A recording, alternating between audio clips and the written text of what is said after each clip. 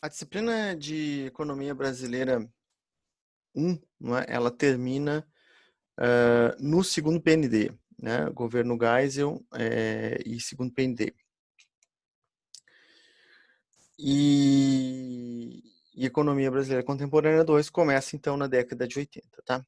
Queria, então, fazer um desfecho aqui, não aprofundando o que vem pela frente, mas só tocando nos principais pontos de transição entre a década de 70 e a década de 80, falando dos principais marcos desse período aí, tá? Que é um marco relevante, né, na história econômica brasileira, é o fim do processo de substituição de importações, e a década de 80 é conhecida como a década perdida. Então, primeiro esse ponto relevante aí, que é a conclusão do processo de substituição de importações, que começou em 1930 e terminou em 1980, não é? Então, entre 1930 e 55, nós temos o processo de internalização, principalmente dos bens não duráveis. Entre 55 e 73, bens de consumo duráveis, com destaque aí para o plano de metas e a produção de diversos bens de consumo duráveis. De 73 a 79, a última fase, bens intermediários e bens de capital, que culmina com os polos petroquímicos, então uma produção altamente complexificada, né, que muitos deles vão ter maturação na década de 80, a conclusão desses empreendimentos que são pesados e custosos, etc. Então o Brasil, assim, ele se destaca por ter feito todo o processo de substituição de importações, não é? A Argentina e o México, eles não avançaram tanto quanto o Brasil. O Brasil internalizou toda a estrutura produtiva, desde baixa complexidade a alta complexidade, não é? Passando por avião, passando por petroquímica, por refino, por tudo, não é? É um período marcado, chamado de desenvolvimentismo, embora tenha alguns momentos que não tenha, que tenha tido uma política mais liberal, como a gente lembra, não é? Como foi no governo Dutra, principalmente no início, como foi no governo Café Filho, depois do Vargas, não é? Como foi também no momento do Paeg, tá? Mas o que marca esse momento aí é a grande presença do Estado. O Estado puxa o desenvolvimento, seja através de crédito subsidiado, de política monetária expandida, não é? Seja através de proteção tarifária, múltiplas taxas de câmbio, investimento de estatais, constituição de estatais propriamente ditas, plano de metas, se destaca como um momento de alta intervenção do Estado, e um momento de maior intervenção do Estado na história econômica brasileira é o segundo PND. Não é? Mas também no Estado Novo teve também, não é, a autointervenção do Estado, e mesmo no último segundo governo Vargas, a constituição do BNDE, da Petrobras, não é? E mesmo o milagre também foi, no momento do milagre, foi um momento de investimentos públicos maciços, não é? Então, é isso que puxa, não é? O investimento do Estado. Eu lembro uma vez que eu estava dando aula, eu falei isso e um aluno riu, assim, né, de forma debochada. A gente pode não gostar da intervenção do Estado, mas a gente não pode negar este fato, né? Trata-se de um fato histórico, né? Quem puxou o desenvolvimento brasileiro nesse período de 30 a 80, que é conhecido como processo de substituição de importação ou industrialização do Brasil, foi o Estado Nacional, não é? O capital privado participou também, mas sempre foi o pé menor, contando também com outro pé do tripé, que é o capital estrangeiro. Então, o maior pé foi o Estado, o segundo maior foi o capital estrangeiro, e o menorzinho foi o capital nacional, que tem uma discussão farta na literatura sobre isso, não é? Mesmo a teoria da dependência, não é? O próprio Fernando Henrique Cardoso trata dessa questão de que a burguesia nacional não foi capaz de liderar um processo de desenvolvimento brasileiro e, segundo as pesquisas deles, não tinha nem este interesse, não é? Não tinha essa visão de desenvolver o país, não é? Então, uma discussão aí que vários autores discutem, né, na área da sociologia e tudo, sobre a ausência de um capital privado nacional forte, tá? Bom, o final da década a década de 70 ela foi conturbada no contexto internacional, muito embora o Brasil tenha tido um milagre. O momento de maior crescimento econômico da economia mundial foi de 1945 até 1973, tá? O Brasil entra na chamada marcha forçada, não é, que é o segundo PND, em que a economia mundial já vinha numa crise, e o Brasil força um pouco a barra com investimentos maciços, como vimos.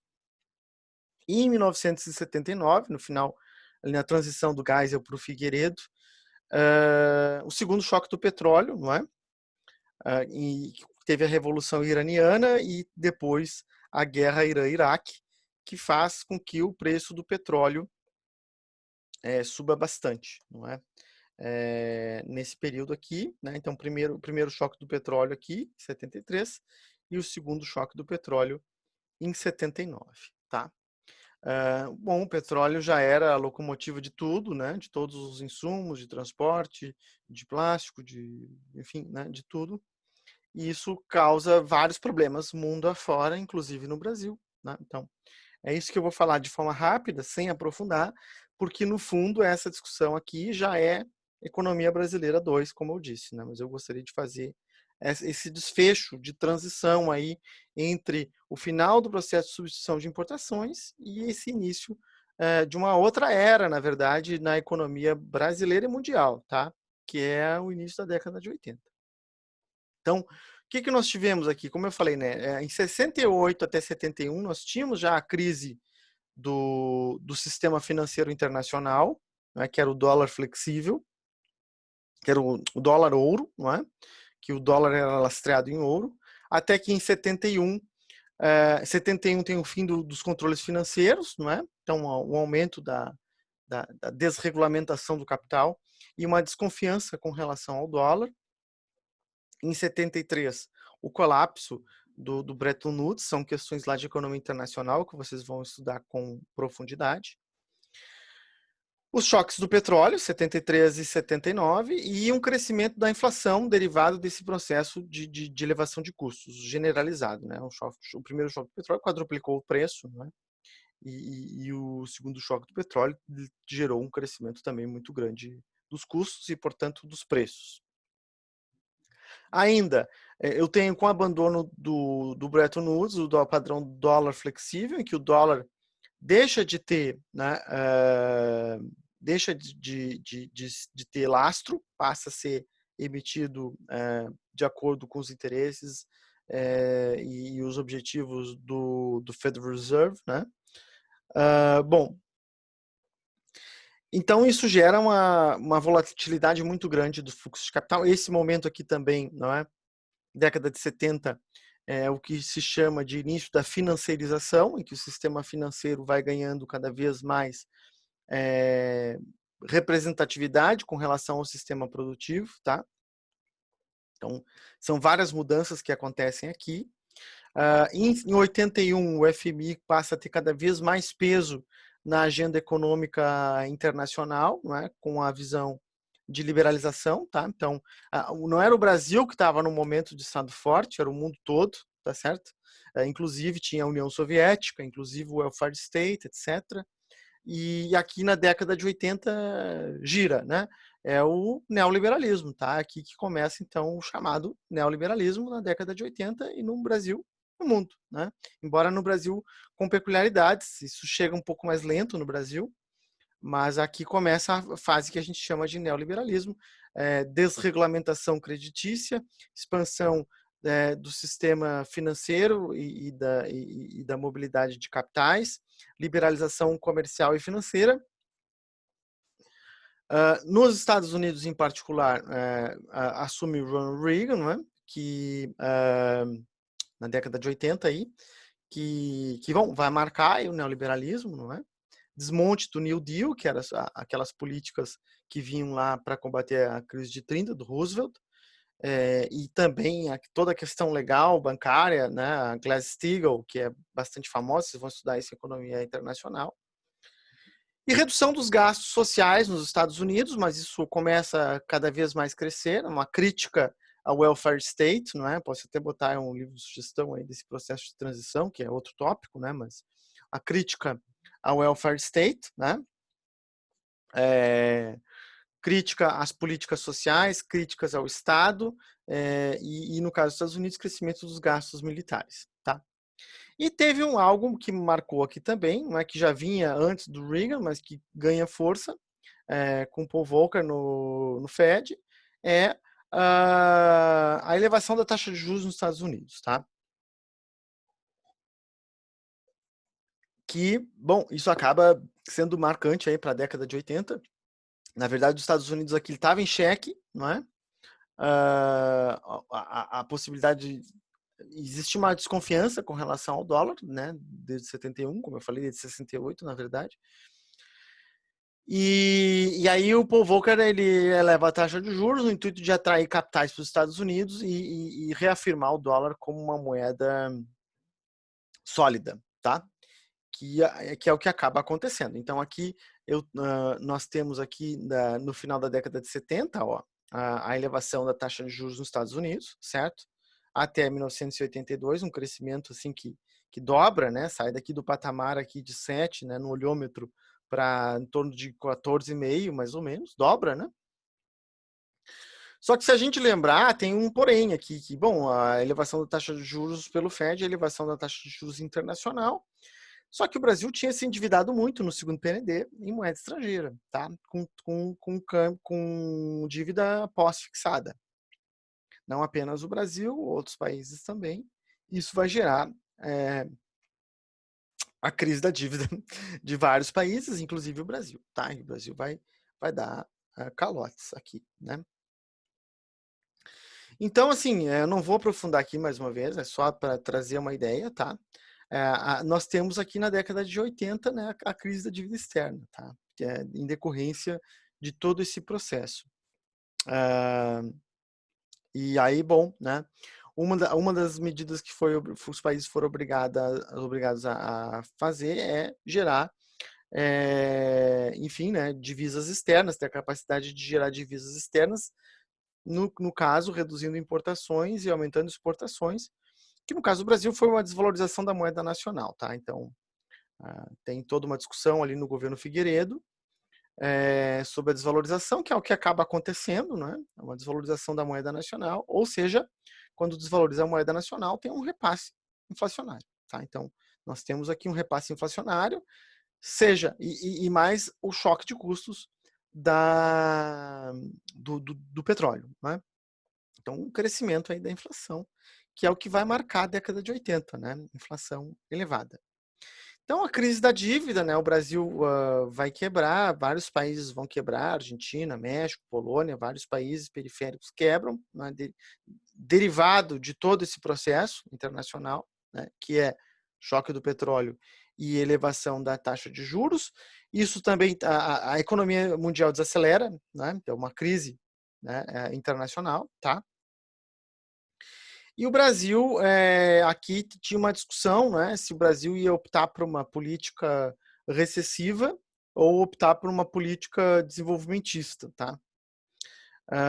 E aí, bom, né, a transição também do Mário Henrique Simonsen, de 79, e quem acaba assumindo aí é o Delfim, muito embora ele não estivesse no Ministério da Fazenda, mas ele acaba na Fazenda Hernani Galvez, mas o Delfim Neto ele acaba voltando, né? E aí, bom, né? No início tem crescimento, 79 até 80, depois o Brasil vai ter crises pesadas, né?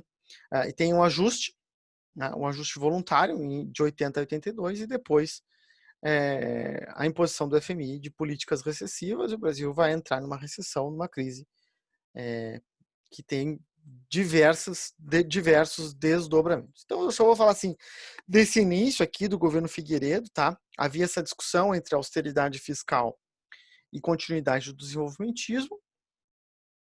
O caminho adotado foi a austeridade fiscal, diminuição do investimento público, diminuição do investimento dos estatais, contenção dos gastos, redução dos subsídios, controle monetário, não é?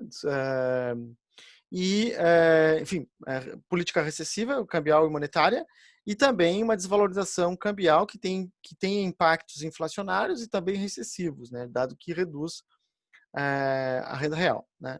Então, né, o Brasil assim mergulha, né, aqui, tanto devido ao contexto externo, quanto devido ao problema da dívida, quanto o problema quando a própria política econômica recessiva, tá? Então, que é o que acontece, tá? Então, uma recessão, nenhuma surpresa, corte de gastos públicos tem efeitos recessivos, né? Isso é só olhar a história aí, para isso que a gente estuda história, é sempre, né? Então, tem um ajuste em 82 e uma recessão em 83, tá? Bom, então teve uma discussão aqui que eu não vou aprofundar aqui da troca do Simonsen para o Delfim, não é, em 79, que tinham visões diferentes. O Delfim era heterodoxo, né, e mesmo o Mário Henrique Simonsen ortodoxo, né? Mas de toda forma, todos os dois tinham uma visão de que tinha que fazer uma política de ajuste, né, que é o que acaba sendo feito, com a diferença aqui de que o Delfim achava que não tinha que conter a demanda agregada. Bom, então esse é chamado ajuste voluntário, né? Uma recessão provocada, né? Diminui a demanda agregada e tudo, controle de liquidez, elevação da taxa de juros, desvalorização cambial, certo? Para aumentar as exportações, para gerar uma maxi desvalorização, para tentar pagar a dívida externa, tá? Que era um problema que se agrava aqui. Bom, além disso, contenção de salários, né? Os salários reais voltam a cair aqui. Desemprego, né? Então, crise, desemprego, ajuste das contas públicas, controle de despesas, aumento da arrecadação, né? Aumento do IOF, na prática, elevação, né, da base do imposto de renda, certo? No início, o Brasil não recorre ao FMI, mas depois, em 82, ele acaba recorrendo ao FMI, né? Então, aí, que impõe uma série de medidas mais duras, né? Em 82 é um ano marcante também na economia mundial, né? Tem a insolvência da Polônia, a crise argentina, a moratória mexicana, né? Setembro Negro de 82. E o Brasil também vai ter vários problemas, né? O FMI impõe, então, uma renegociação da dívida externa, né? E um aprofundamento das políticas de ajuste que acabam acontecendo e recessão, de novo, né, em 83, tá? Então, assim, eu não vou detalhar aqui como eu falei, né? Então já estou concluindo esse momento aqui, né? Que é início de Brasileira 2, né? Mas para falar rapidinho aqui, né, das principais marcas da década de 80, o governo Figueiredo, que é o governo que mais governou aí no período militar, né, 6 anos de governo, e com resultados econômicos péssimos, né, mas não apenas, assim, é aquilo que eu falei, né, tá, a gente olha, o Brasil não é uma ilha, né, então o mundo todo estava nessa situação que eu já deixei bem claro, né, e então teve aqui descontrole da inflação, né, que foi uma marca aí da década de 80, no mundo, inclusive, mas no Brasil em particular. Recessão, né? Desemprego, tá certo? Que vem crise da dívida pública, o Brasil vai dar alguns calotes, né? Bom, e do ponto de vista político é o fim da ditadura militar, né? Que vinha no que na transição lenta, gradual e segura, como dizia o Geisel, né? Desde 74 vinha num processo lento de redemocratização, de abertura lenta, de afrouxamento, de destensão do regime, até que então o governo Figueiredo ele tinha esse papel de concluir, né, esse período militar. Os militares decidem sair do governo, né? Já estava claro que seria o último governo, e aí a ideia era entregar o poder para um civil moderado, né? Via colégio eleitoral, ou seja, via eleição indireta pelo Congresso Nacional, né? Então, eles queriam tutelar a democracia brasileira, não é? Então, a desconfiança com relação ao voto, tudo, essa visão, né, que já é marcante aí dos militares de todo o nosso período histórico.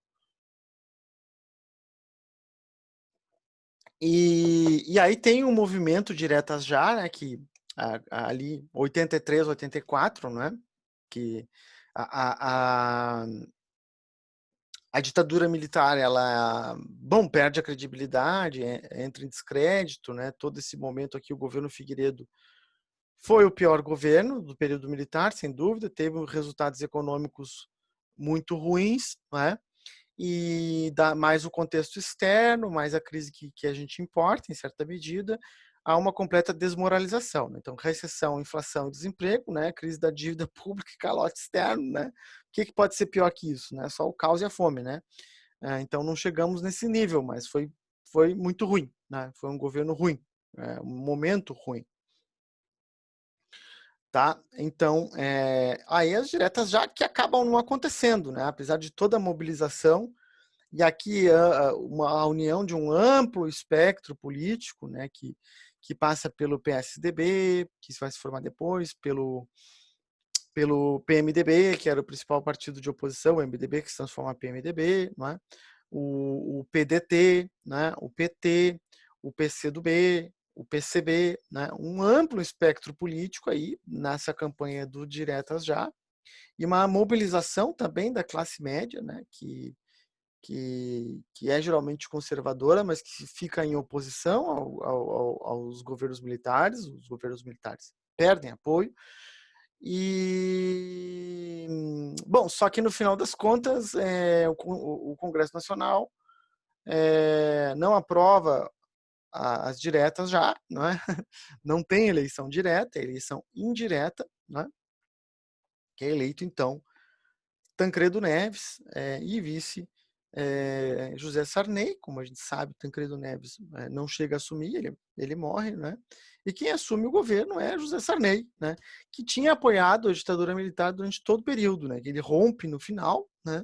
Sarney rompe com os militares no final do período militar, quando já estava completamente desgastado, digamos assim, muda de lado, né? E aí acaba que ele acaba sendo o presidente da República nesse período aí, na segunda metade dos anos 80, né? E aqui outra marca aí dos anos 80, né? A inflação, né? Que no caso aqui uma manchete aqui do estado de São Paulo, né? No final de 89, preços sobem 36 milhões 850 mil por cento nos anos 80, né? Então uma inflação aí que vai ser a saga dos anos 80 até anos 90, né? Vão ser 15 anos aí 14 anos tentando vencer a inflação, tá? Vai ser uma grande saga na história econômica brasileira, que vocês vão estudar em Economia Brasileira 2, né? E eu queria também mostrar outro momento aqui, que é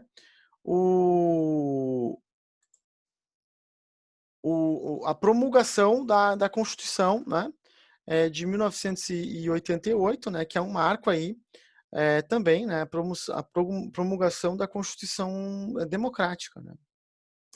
Traidor da Constituição é traidor da pátria. Conhecemos o caminho maldito. Rasgar a Constituição, trancar as portas do parlamento, garrotear a liberdade, mandar os patriotas para a cadeia, o exílio e o cemitério.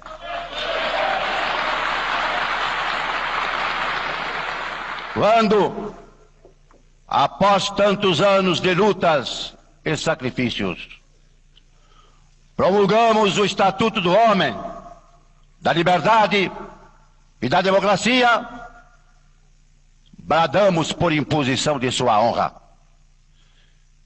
Temos ódio à ditadura, ódio e nojo.